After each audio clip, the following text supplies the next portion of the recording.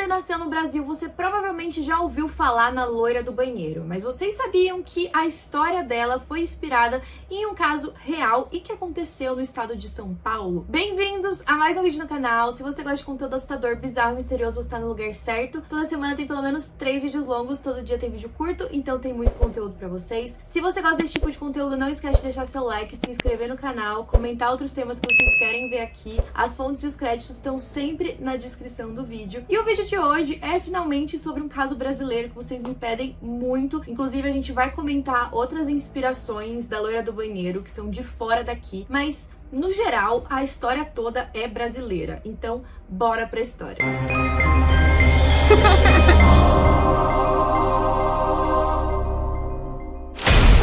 Tudo começou no ano de 1864, quando a Maria Augusta de Oliveira nasceu na cidade paulista de Guaratinguetá. Ela era filha de um homem chamado Francisco de Assis Oliveira Borges, também conhecido como Visconde de Guaratinguetá, e ele era muito rico. Eles viviam em uma mansão. A vida dela sempre foi muito boa, ela era muito próxima da mãe, ela adorava tocar piano, mas tudo mudou quando ela fez 14 anos de idade. Isso porque o pai dela obrigou ela a casar com Francisco Antônio Dutra Rodrigues, um homem 20 anos mais velho do que ela. Então ela tinha 14, ele tinha 34. Vocês sabem que naquela época a grande maioria dos casamentos eram arranjados, principalmente por dinheiro. Muito difícil que você conseguisse conciliar dinheiro com amor. Então era óbvio que ela não gostava desse cara, mas o pai dela estava obrigando. Enfim, famílias influentes, ela se casou. A Maria Augusta tentou aguentar o quanto ela pôde, mas 4 anos depois desse casamento, o pai dela faleceu. E essa era a única coisa que estava prendendo ela com o marido. Então ela viu uma oportunidade de fugir. E foi isso que ela fez. Agora, com 18 anos, ela foi para Paris. Ela pegou todas as joias que ela tinha, como ela era de família rica, ela tinha muito dinheiro, então ela foi viver a vida que ela sempre quis e de acordo com a idade que ela tinha. Então agora, ela tinha fugido do marido, estava indo para festas, estava com a alta sociedade parisiense e vivendo a vida que ela tanto sonhou. Teve até um processo de anulação do casamento dela em 1886 e nesse processo ela afirmava que ela nunca mais ia voltar para o Brasil. A gente não sabe exatamente o que ela fez mesmo durante esse tempo em Paris, mas ela faleceu em 1891. Como esse caso é muito antigo, a gente não sabe exatamente a causa da morte dela, mas acredita-se que ela morreu de raiva, que é uma doença que hoje a gente vê mais em cachorros, em animais assim, em animais no geral, mas também podia estar em humanos, tanto que a gente toma vacina para raiva, né? E a raiva no ser humano é uma doença muito agressiva. Você tem sintomas bizarros, você pode não conseguir engolir, ter alucinações, e um dos maiores sintomas é que você sente muita sede. Isso porque a doença causa desidratação. E aí o que aconteceu? No mesmo dia em que a Maria morreu, a mãe dela e as funcionárias da mansão que ela morava no Brasil diziam que todos os espelhos da casa racharam, se quebraram do nada. E naquela época a gente não tinha telefone, óbvio, toda a comunicação era feita através de cartas. E aí de repente, alguns dias depois, a mãe da Maria recebeu uma carta avisando que ela tinha falecido.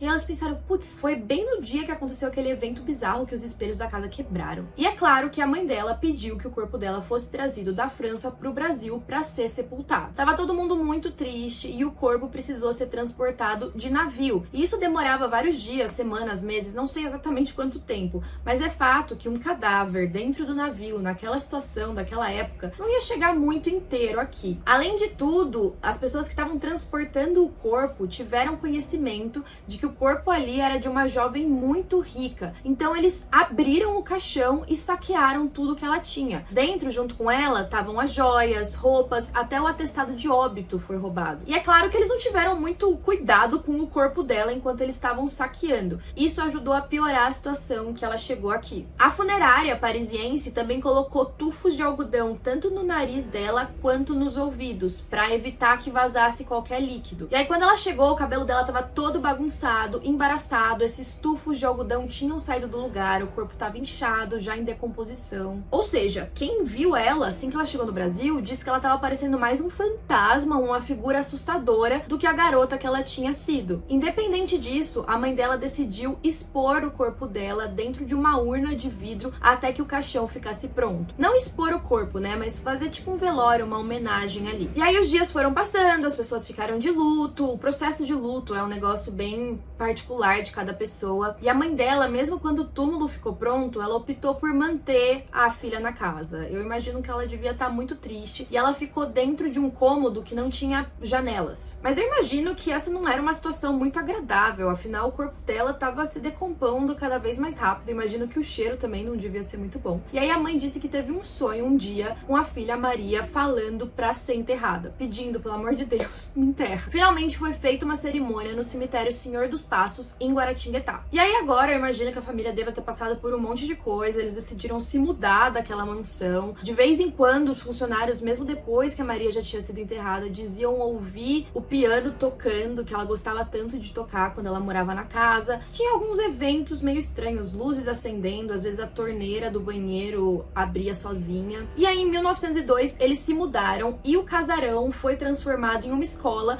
que existe até hoje. A escola se chama Escola Estadual Conselheiro Rodrigues Alves. E foi aí que as lendas sobre a loira do banheiro começaram. Eu não sei vocês, mas a loira do banheiro fez grande parte da minha infância. A gente morria de medo, mas a gente fazia aquele ritualzinho pra tentar chamar ela. E esses rituais variam. Cada um faz de um jeito, existem várias versões. Algumas pessoas dizem que você tem que pegar o fio de cabelo de uma pessoa loira, jogar na descarga, dar descarga 3 vezes e chamar o nome dela. Tem outras que dizem que você tem que ficar na frente do espelho, colocar uma tesoura em cima do ralo, bater a porta do banheiro, enfim, não sei como vocês faziam. Existem inúmeros relatos de alunos e professores que dizem ter visto a Maria Augusta andando pelo prédio. E esses rumores se intensificaram ainda mais quando em 1916 aquela escola pegou fogo misteriosamente. Ela precisou ser reconstruída e alguns dos bombeiros dizem que quando foram tentar apagar as chamas, eles sentiam o cheiro do perfume de uma mulher e também ouviam aquele piano tocando. Os alunos dizem até hoje ouvir ruídos e torneiras ligando sozinhas no banheiro, mesmo quando não tem ninguém dentro. Eles dizem também que a alma da Maria vaga pela escola pedindo para ser enterrada e que é ela que abre as torneiras para beber água, já que ela morreu de raiva que causava desidratação, então ela tá sempre com sede.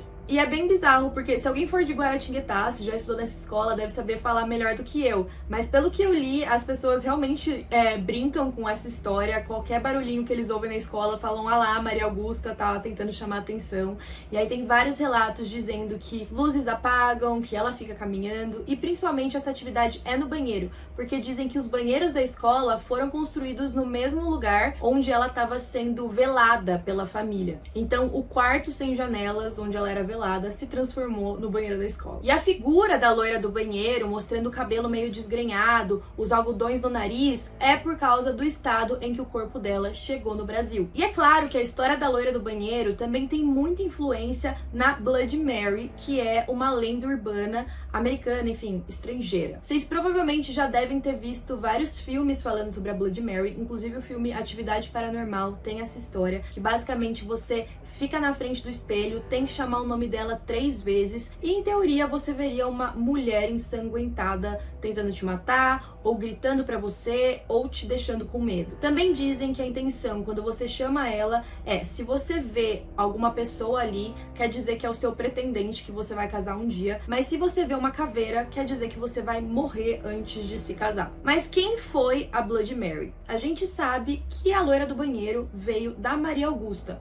Mas e a Bloody Mary? Tem alguma figura? Existem várias histórias diferentes que querem justificar essa lenda. Algumas pessoas dizem que era uma mulher puritana que foi executada na fogueira por ser considerada bruxa. Também dizem que pode ser uma mulher que morreu em um acidente de carro. E também tem uma história que é uma das minhas preferidas, que na antiguidade as pessoas tinham o costume de pegar um espelho quando a pessoa morria e colocar na frente do nariz delas para ver se tinha respiração. E aí teve uma garota que faleceu e nos tempos antigos também tinham alguns caixões em que eles instalavam um sino, porque eles tinham muito medo das pessoas morrerem e não terem morrido de verdade, tipo, serem enterradas vivas. Então a pessoa, em teoria, tocaria o sino e alguém ia resgatar elas no caixão. Uma das histórias diz que essa garota foi enterrada e, na verdade, ela não estava morta, então quando ela acordou, ela tentou tocar o sino diversas vezes, ninguém ouviu, e ela começou a arranhar o caixão a ponto de começar a ficar toda ensanguentada, arranhar a si mesma. E aí, quando os pais foram pegar ela, né, quando descobriram que o sino estava fora do lugar, eles abriram o caixão e descobriram que a filha,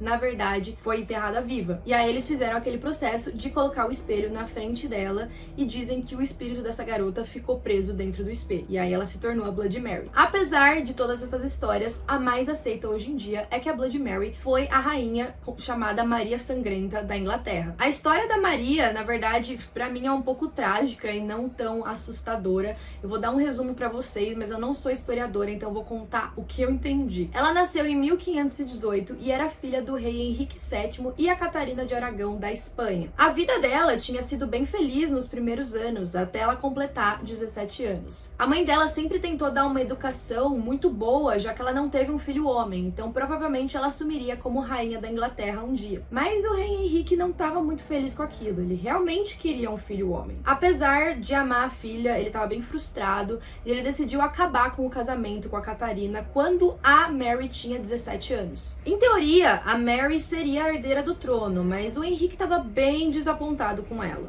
Ele eventualmente casou com uma mulher chamada Ana Bolena. A Mary ficou bem frustrada porque logo a Ana engravidou do pai dela e teve uma filha chamada Elizabeth. Então a Mary estava se sentindo meio negligenciada, até porque agora quem iria assumir o trono seria a filha dela, Elizabeth, já que era mais legítima do que a Mary, visto que o pai dela não estava mais com a Catarina. Inclusive, o rei Henrique pressionou o parlamento para declarar a Mary como filha ilegítima, e ele conseguiu. A Catarina de Aragão acabou falecendo, a Mary foi proibida de ver a mãe, então vocês imaginam a vida dela na corte. Ela estava bem infeliz e ela sofria de muitas cólicas, dizem que ela tinha endometriose, então ela estava sempre meio depressiva, frustrada, com uma dor constante. Eventualmente tiveram vários rolos, porque a gente não tá falando da história do rei Henrique, da Catarina e da Ana. Ela, por fim, foi acusada de traição e de várias coisas do tipo. O próprio rei Henrique VII mandou a Ana ser morta. E aí, finalmente, a Mary assumiu o trono com 37 anos de idade. O rei Henrique VII já tinha falecido há alguns anos. E aí ela se casou com um rei da Espanha chamado Philip, que dizem que ela era muito apaixonada, mas ele não gostava dela.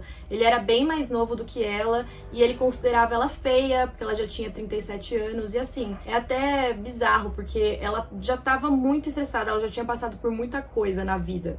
E a Mary se sentia bem pressionada para ter filhos. 2 meses depois do casamento, ela disse que estava grávida e aí ela tinha todos os sintomas, né? Não se fala sintomas de gravidez, mas ela tinha tudo que acontece com uma grávida, ela estava tendo. A barriga dela estava crescendo, ela estava com os seios mais inchados. Só que o povo estava fofocando demais, dizendo que aquilo era uma mentira, que na verdade ela ia acabar roubando o bebê de outra pessoa e fingir que era dela. E nessa mesma época, o país estava dividido entre católicos e protestantes. A Mary era muito católica e ela queria que a Inglaterra fosse católica. Só que ela tomou umas medidas um pouco drásticas. Ela falou, bom, se você for protestante, você vai ser queimado na fogueira. Então ela começou a queimar as pessoas protestantes e deixar os amigos vendo aquela situação pra tentar ganhar pelo medo. Falando, tá bom, você não vai virar católico? Então olha o que eu vou fazer com os protestantes. E aí as pessoas iam se converter pro catolicismo pra não morrerem. Foi aí que ela recebeu o nome de Maria Sanguinária, Maria Sangrenta. E para piorar a imagem dela, a Mary nunca chegou a ter filho. Ela teve algum tipo de gravidez psicológica.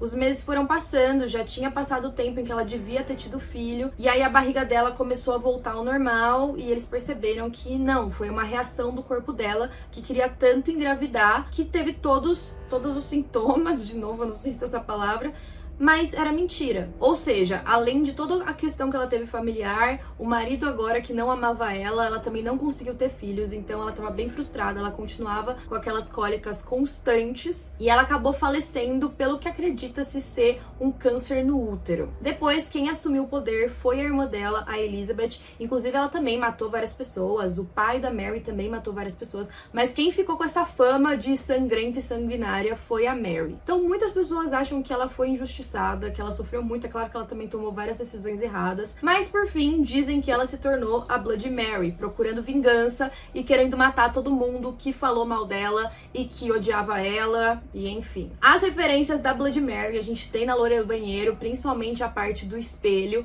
mas isso aí foi 100% adotado do exterior. E por fim a gente também tem a versão da lenda em outros países, no Japão, e uma muito conhecida é a da Espanha, chamada Verônica, que já tem um vídeo no canal canal falando sobre ela, mas um resumo da história, que também tem o filme, é a seguinte. Dizem que a Verônica foi uma garota que morreu durante a puberdade enquanto estava brincando com o tabuleiro Ouija. E aí as formas de invocá-la variam, pode ser com uma bíblia, com uma tesoura. E a Verônica normalmente mata quem a invocou usando uma arma branca. Então ela pega algum objeto que estiver ali por perto, uma tesoura, uma faca, um cortador de unha, e aí ela dispara, atingindo ou o pescoço ou o coração da vítima. A gente não sabe exatamente a origem da lenda da Verônica, mas algumas pessoas desconfiam que possa ser com a história da Santa Verônica. Enfim, esse foi o caso de hoje. Espero que vocês tenham gostado. Comentem aí se vocês brincavam de chamar a loira do banheiro, se vocês já conheciam a história verdadeira dela.